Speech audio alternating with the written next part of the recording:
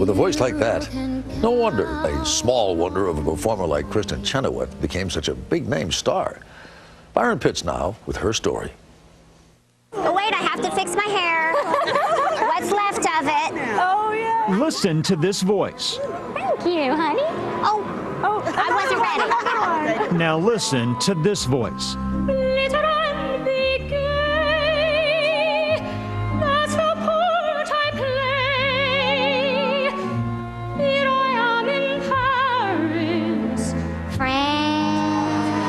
Can you believe both come from this 40-year-old, 4'11" dynamo? She's not just a singer. Kristin Chenoweth's resume runs the gamut from slapstick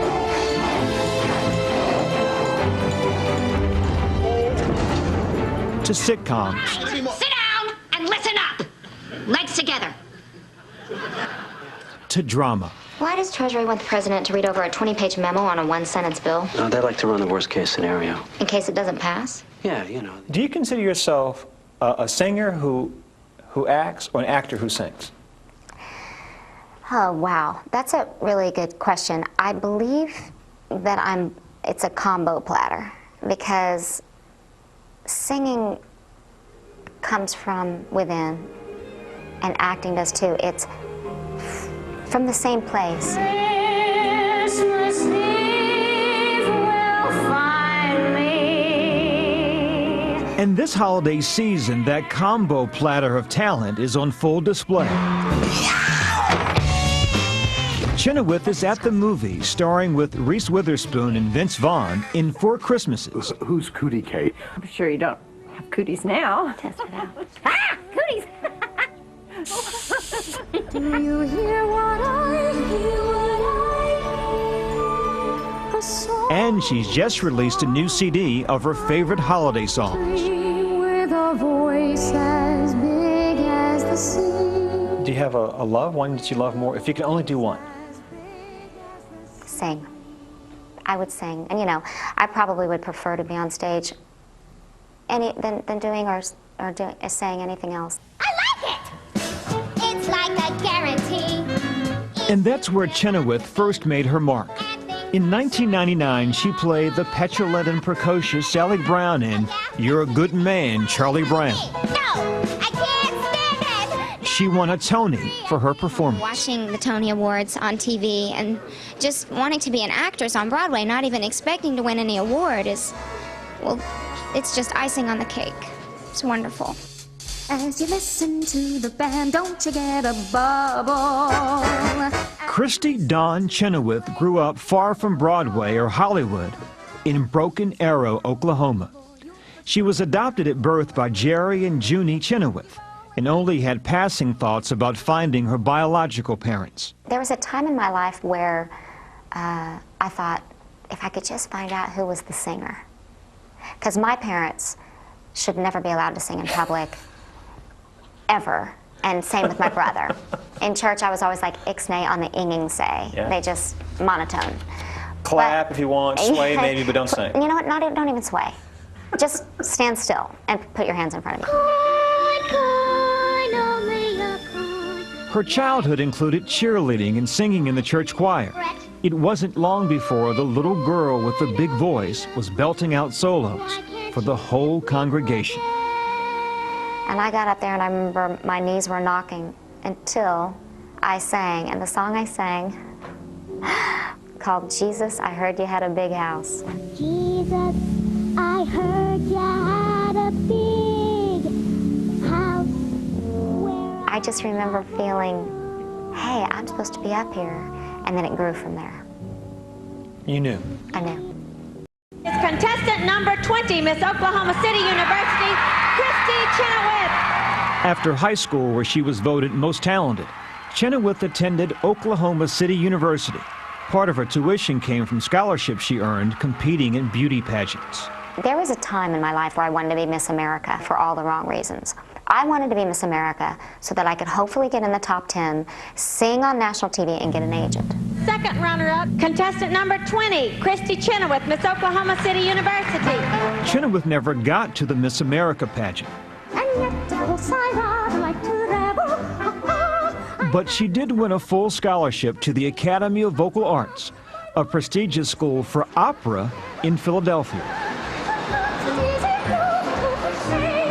But her opera career was put on hold when Chenoweth auditioned on a lark for an off-Broadway show. And I sang, and the director said, "Who are you?" And I said, "Oh, I'm nobody. I'm just here to experience an audition." He goes, "Do you dance?" And I said, "Yeah." At the end of the audition, he sat me down. He goes, "Are you new?" And he said, "We want to offer you this part. Who do we call?" And I said, "Well, I guess you can call my dad." I mean, I didn't have an agent. Call my mom and him back. Yeah, I know. "Dad, will you negotiate this?" And I loved training and doing operas in college, but I knew I wanted to be on Broadway. I'd forgotten that little dream that I'd had. Popular. You're gonna be popular. From that little dream, her career has taken off. What's with the phony voice? She had her own sitcom, This is actually my real voice. You should hear me when I suck helium. So, how you doing? and in 2004, she starred as Glinda the Good in the musical Wicked. Be popular. I'll help you be popular. There were birds in the sky.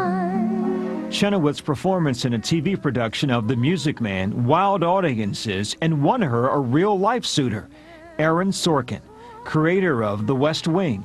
They dated for 4 years. I was memorizing whole passages of scripture by the time I was 6. And when Sorkin debuted a new show in 2006, the world was introduced to Harriet Hayes, a character he based on Chenoweth, with her blessing. I loved her. I also loved that there was a character on television that was a Christian that also knew how to have a good time. When you start falling, who's gonna catch you? Like Harriet Hayes, Chenoweth is open about her faith, and that's created some dilemmas. I'm a big gay rights person.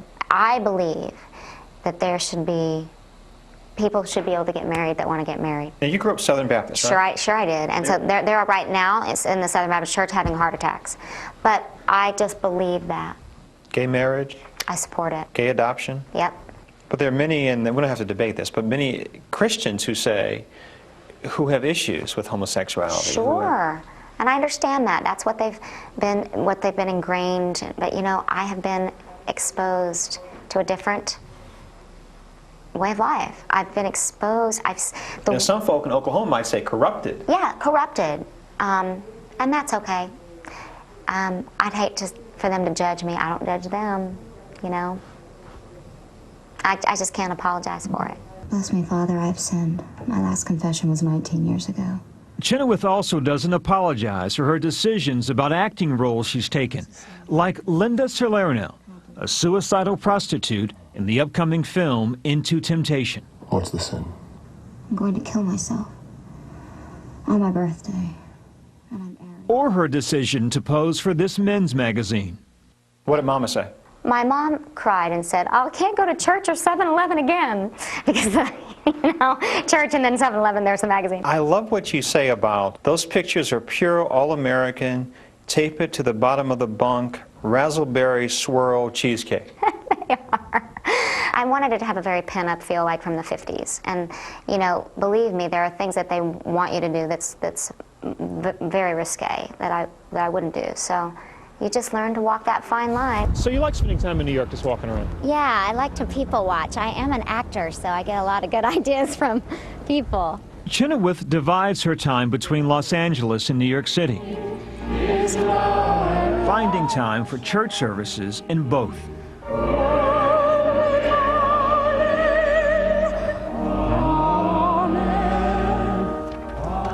And for a favorite pastime, shopping. Pugs. What are pugs? They're shoes. Talk to the paw because the face don't want to hear it. Is there going to be an intervention for me? No need for interventions when it comes to her real calling. She's got a new TV series coming up, and she'll continue performing in concerts around the country, singing to the truly converted.